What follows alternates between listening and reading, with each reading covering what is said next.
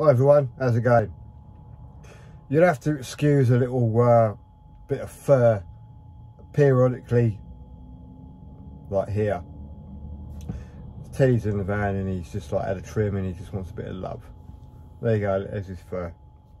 Right, Q&A time. You ready, buddy? Okay, right, yeah, Q&A time. It's been a while since I did a Q&A, and obviously with the ever increasing popularity of the Project Camper channel and Adventures of Cozy Sid, and me feeling a little bit more comfortable in front of the camera, I'm going to go through some questions and answers that I've seen on the comments. So let's get into it. First of all, question number one, which I'm going to read from the book, is how much did I pay for my Sprinter van during the COVID tax? Well, simple answer is I paid 4,660 quid for it, which in all fairness is not a lot of money.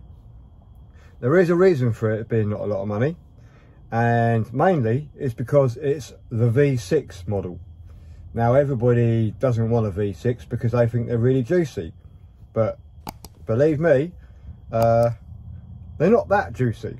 In fact, on a normal run with everyone else in their campers, when we go on trips and stuff like that, and pretty much this is pretty much the most fuel economy one. But saying that, around town, me driving to work and back, it's pretty disgusting, to be fair. But I mean, this is a house on wheels, so it's not going to be great. It's not going to be great, but on a long run and taking all the stuff in it, I mean, it's fully loaded, this van, it really is. So yeah, there you go. It's 4,660 quid, and I bought it on eBay, and it's the V6 model.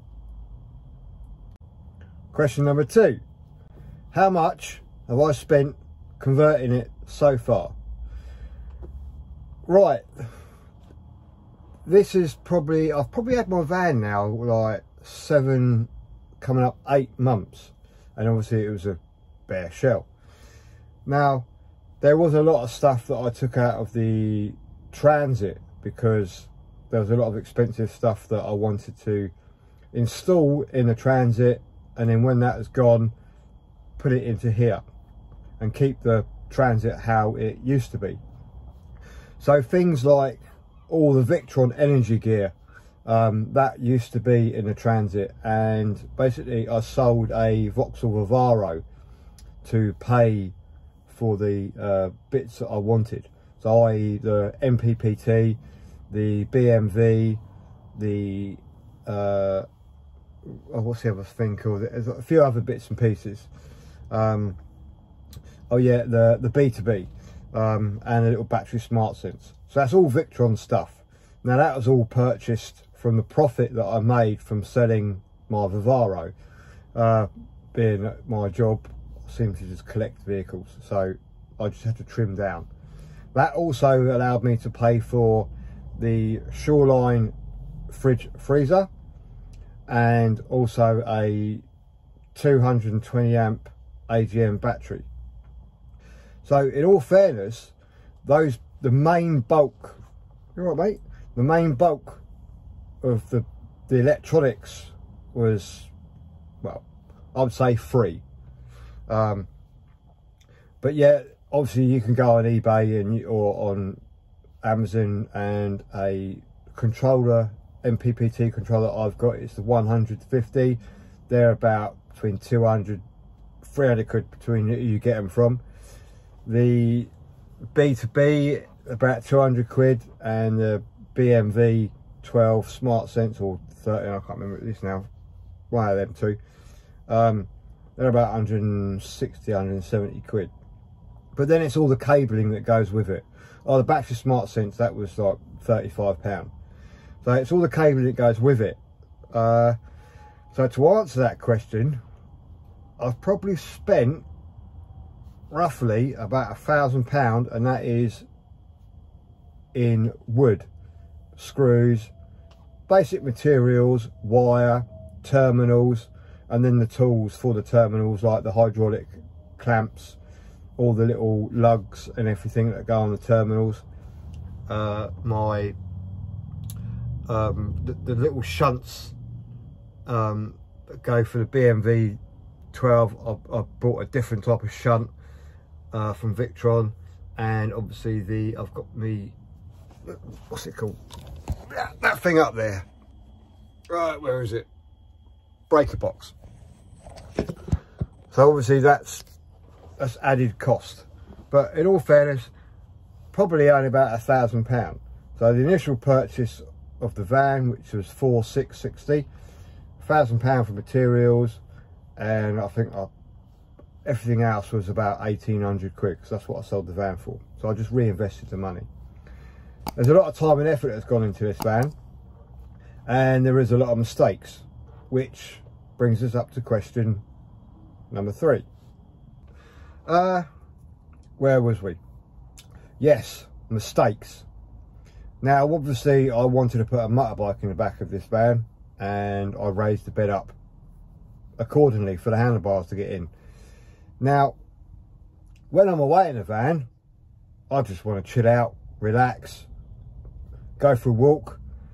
Having a motorbike in the back is more weight, the smell of fuel, the worry of it falling over if I haven't strapped it down. Then obviously having motorbike clothes. Noisy fucker. It's alright, mate. Just that annoying little 125 with a straight through exhaust pipe.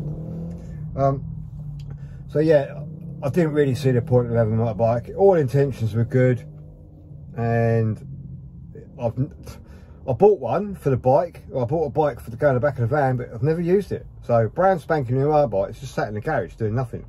So I'm going to sell that. So if anybody's interested in a brand spanking, well, it's 2018 now, or 64 plate, I think, isn't it? Benelli TNT 125 in red. Trickers, they are so, I mean, I bought it just on looks. Anyway, diverse mistakes. So yeah, the bed was a bit of a mistake. The way I constructed the bed, in all fairness, is now a bit of a mistake. I just went to Wickes and I just bought a load of CLS and made a double frame, obviously, so the shelves at the side, and then made the bed go up and down. So obviously I had to pull that apart, but I didn't think about future-proofing the van. So all the cables and everything run down the side of this side of the van, and all the water runs down the other side of the van, on the near side. So obviously having to lower the bed, that was a pain in the backside. Pretty much had to remove everything in the back end of the van. And if I wanted to do it again, I would not use wood. I'd be using the 40mm by 40mm aluminium extrusion, where you can just slide stuff along, bolt it up, use a proper nice bracket, and it looks absolutely professional. And then for the bed, sorry mate, I'm on your way.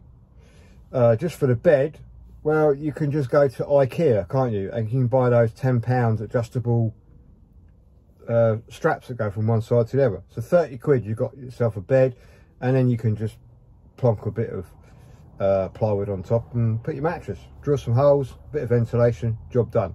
So when you open the rear doors, it looks absolutely super nice and clean and super professional. And also with the CLS wood, it's not straight really, is it? You know, you have to go to Wickes or wherever, and you have to look down it to make sure it's like perfectly straight, but it never really is. And then it creaks when you're going down the road. So that was the biggest mistake that I did. And the other mistake is the kitchen. Now I built the kitchen and I didn't bother trying to clad, you know, finish, cover, put some fabric on the door, or whatever. So I have to paint. I'll just quickly show you. To paint the door, I had to take the hinges off, move the door out, because obviously I couldn't get the paintbrush down the side there. I hope you can see that. So there's the mistakes. And the third mistake is future-proofing electrics. Now, Auxbeam were good enough to give me a remote panel. You right there, mate? You want to say hello? You want to say hello? Good boy. Yeah, they were good enough to give me a Auxbeam. What'd you have, buddy? Oh, he wants to be in the video now. Okay. Ted, you sit down, buddy. Good boy. So, you all right? So yeah, obviously all my lighting system that I will be having, I've got like the spotlights on the front. Now the control unit is in the back, and I have to extend the wires for the little 8-gang push button thing that could be sitting on the dash. You all right? Hang on a minute. So I'm going to have one big hole in the roof, which is like Alex from Mispronounced Venture has done, which is a pretty good idea. So I'm going to do that, but then I've still got to run all the cables along the roof, which brings me to mistake number 4, the roof rack. Now I would much prefer, now looking back, not have the Unistrut and just go out and buy one of those Rhino racks, because they are lighter, they look nicer, and they're just better. You can just bolt more stuff on it, and if you want to change stuff around, you can. It's a lot easier. And the Unistrut is, those struts are quite heavy, so I think I would much prefer, looking back now, to take the Unistrut off and put a Rhino rack on, and it just looks proper. So that's mistake number 4. Okay, mistake number 5. This is back to the kitchen. Now all I've done with the kitchen is basically made it out of like wood, and the countertop is all homemade. It's exactly the same as what I've done right here. I mean, it looks nice, but, and I do like it. Oh, sorry. I do like it, and I've done the same on the kitchen, but I've made it out of wood.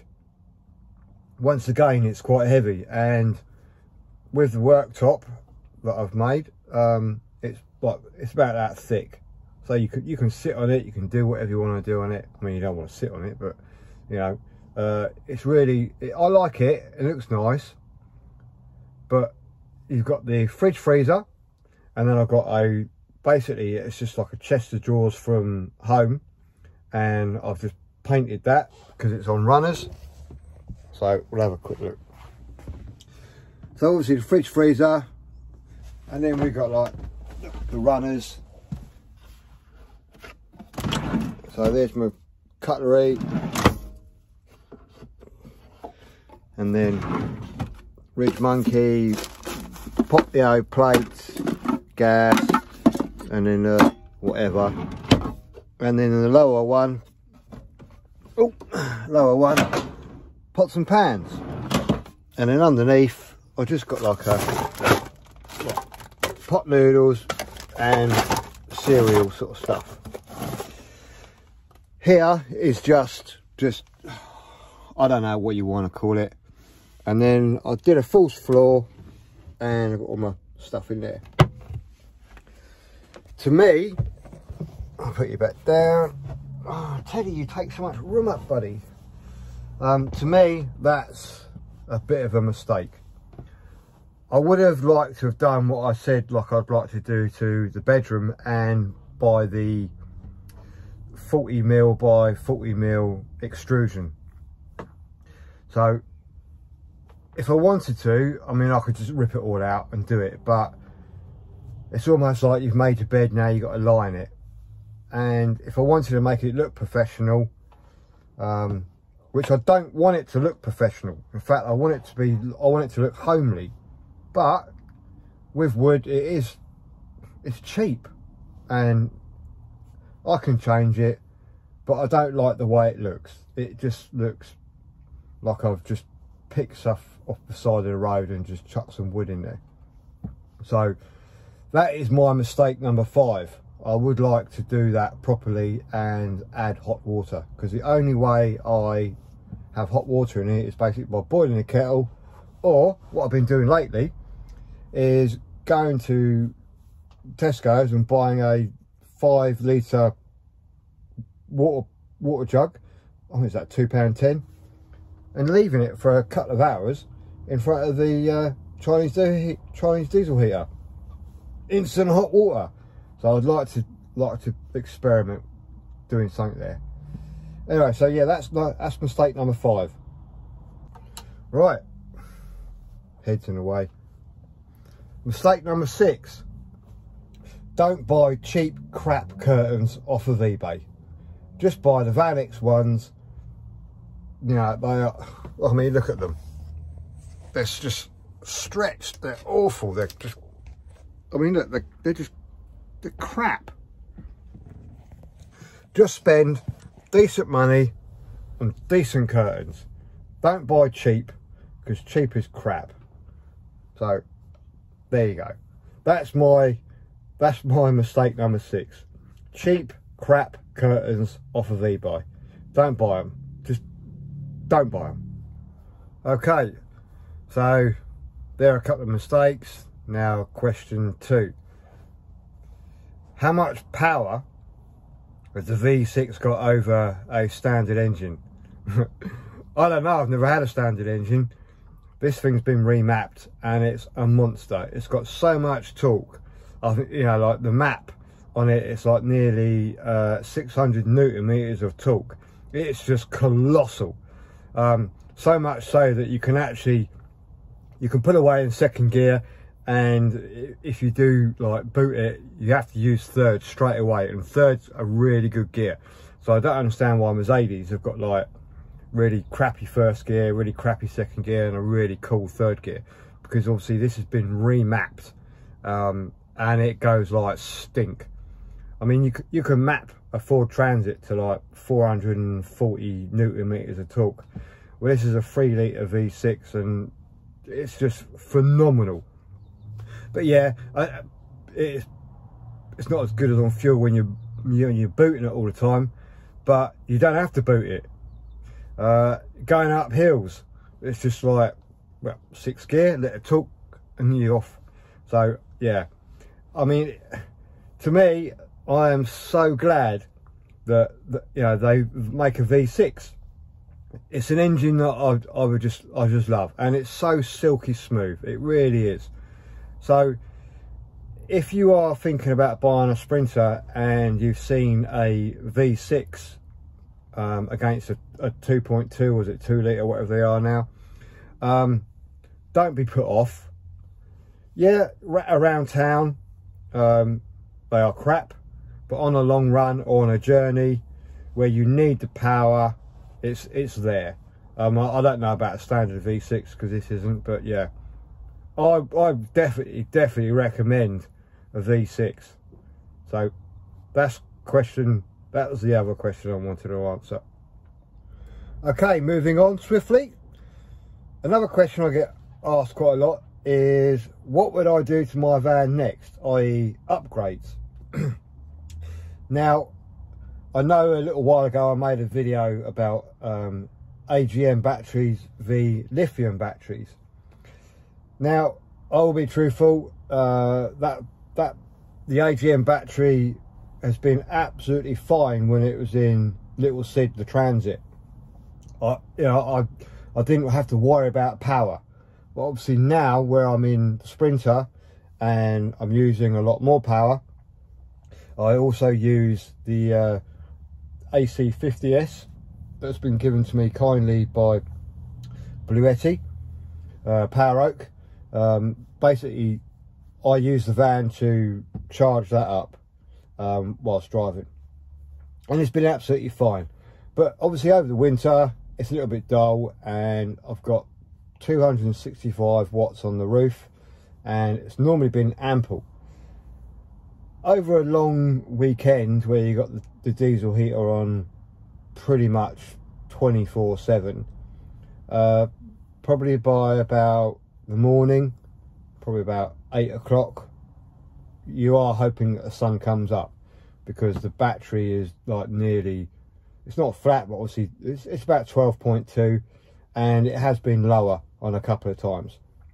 So I've had to adjust the BMV alarm so it doesn't go off all the time.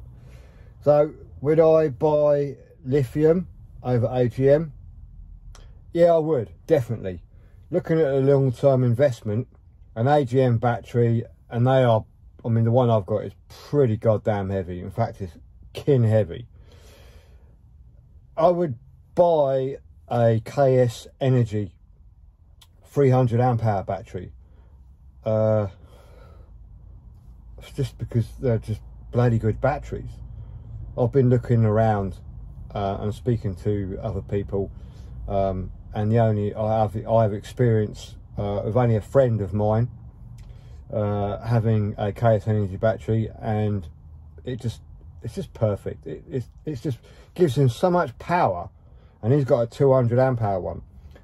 So yes, I would upgrade my battery system to KS Energy, and it would be the 300 amp hour battery, because I don't think, in all fairness, this van would need any more than that, because we all have to look at the chemistry of between AGM and lithium. You can only really use half of a wet lead acid battery, and lithium you can use 80%, so why wouldn't you? Yeah, they are the initial purchase price is a lot more, but in the long run it's almost fit and forget if you treat it correctly. So yes, those would be the upgrades. Also, I would upgrade the double seat to a single seat, and I would like to have the driver's seat heated. There's nothing nicer on a cold morning by pressing a switch and having a heated bottom. If you've never had a heated bottom, just put a warm towel on your seat and then sit on that. It's just like, oh, nice. So yeah, single seat conversion on the passenger side, and heated seat on the driver's side. You can get them from Mercedes-Benz. So with the heating elements, you can get from Mercedes-Benz, because I've already had a look at. So those would be the upgrades: the battery, the seat, and the driver's side seat being heated. Right, the next question I get asked, because the channel was growing, is there any tips that I would give you? My main tip is always carry a small jar or a big jar of Coffee Mate. No matter how much you run out of milk, you can always make yourself a cup of coffee or a cup of tea, and it never goes off. So in fact, I absolutely love the stuff. I don't actually have any milk, even though I've got a fridge freezer. I don't have any milk. I just use Coffee Mate, and for breakfast I just have the little tubs of porridge that you can get from Tesco's for like 60p or whatever they are, and I've got a load of them, a load of little noodles and stuff like that, you know, the chicken ones or the curry ones. So I don't have a use. I know you don't put milk in curry, but yeah, I don't have any milk. So my top tip would always carry some Coffee Mate. There are other tips, and I'll go through those in a second. Okay, tip number 2, Ridge Monkey. I'm not even going to bother, yeah, I'm not going to sell this. They're not asking me to sell it. I'm not endorsed by them. They don't even know I'm doing it. But these things are just bloody fantastic. Put the heat on low and you can do anything in them. I mean, absolutely anything. Roast potatoes, pizza, KFC type chicken, whatever. They're the bollocks. They really are. So for 30 quid, £35, just make sure you don't put the handles on the wrong way around, because they only go on one way round. Well, this one does anyway. So that's another tip to me, from me to you, sorry, Ridge Monkey. Right, another tip I'd say, pot noodle. Say no more. Right, final tip, just be organised. Everybody like thinks that they, you know, you pick something up, you buy something, you go on eBay, oh, I could do with that, I could do with this. You know, you go on eBay and you spend an absolute bloody fortune, because every YouTuber, including myself, has told you to get that. Now, if it works for you, keep it. If it doesn't, just chuck it. It's just too much weight. The amount of banging and clanging around and everything. I mean, I've got so many cables in this van because I've got iPhones, I've got AOE phone, I've got the drones, I've got the GoPro. It's just like so many gadgets in this van, it's just unbelievable. So half the stuff I have in this van I don't even use. I bought a fishing rod. I've only used it once, one trip. Great, I might use it again, but it's in the back of the van. Now, there's a load of tools in there. Now, they take a lot of weight. So, and I don't really use them. I could quite actually just take them out. And if I do go on a long road trip, then I can just chuck them back in. So, what I guess I'm trying to say is, if you don't use it, then just don't keep it. I've got 3 man bags full of, you know, mankini equipment, you know, like man shaving and whatever. You only really need one towel, one tea towel. Just rinse it out and just like clean it, or just if you're that way inclined, use it, chuck it. Other stuff, I got like 6 pairs of trainers in here, walking trainers, just trainers, nice trainers to go out with, slippers. You know, what do I need all them for? The only thing I would say is, from a male point of view, socks and pants, like you have at home. Just, I was talking to a mate of mine the other day, and I think this is a really, really good idea. With your socks, okay, chuck them all and buy one kind. Because how many times have you gone like to the washing machine and like, or wherever, laundry, and gone like, oh, I've only got one sock left. So now you've got a mismatched pair of socks. If you just buy one brand, I don't know, JCB socks or something like that, you know, or whoever. If you just buy one lot of socks, it doesn't matter if you get a mix matched up, does it? Because they're all the same. So I think that's a pretty good tip. We were talking about this the other day. So Miles, cheers mate, I'm definitely going to do that. So that's another little tip and a little bit of advice, personal advice, because that's really good. So anyway, I'm going to wrap this video up here, and I want to thank everybody for watching. Thank everybody for subscribing. Thank everybody for putting up with me. I'm trying to get better. Try not to drink, try not to smoke, and just be the best person that I can be. The best van lifer, or the best part-time van lifer, because that's what I am, a part-time van lifer.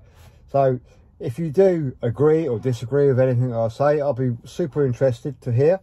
Just put a comment down below and I can read them, and we can have a little chit chat. And because I do like saying hello to people, and they ask me questions and I give my opinion. That's all it is, it's an opinion. So if you like this video, give me a thumbs up, give it a little subscribe, and I hope to see you on the next video. So bye from me. Bye from Teddy. Say bye everyone. Bye.